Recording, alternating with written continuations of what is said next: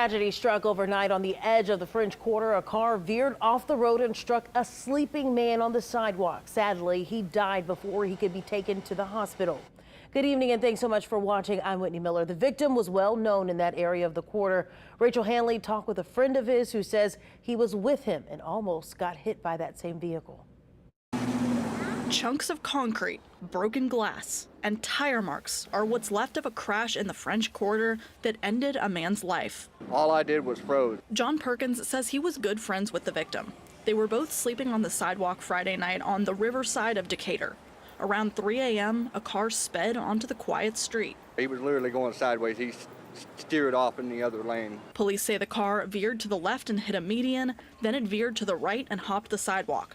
Perkins didn't even have time to jump out of the way. There was nothing I could do. The car was going so fast it was only 30 inches from hitting me. It missed Perkins, but not his friend.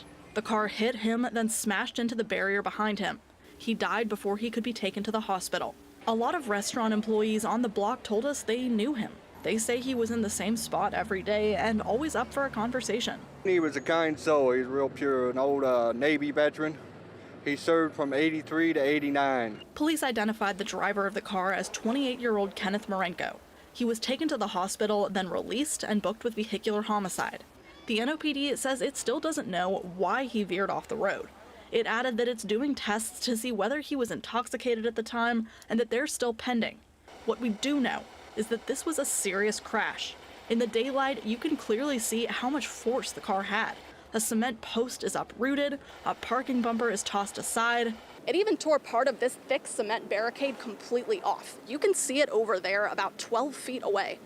A traumatic experience for Perkins on top of losing someone he cared about. He was like a brother of mine, but he always tried to push people away, but he couldn't push me away. And while police try to learn more about his violent death, he says he'll be keeping him alive in his memory. Rachel Hanley, WWL, Louisiana.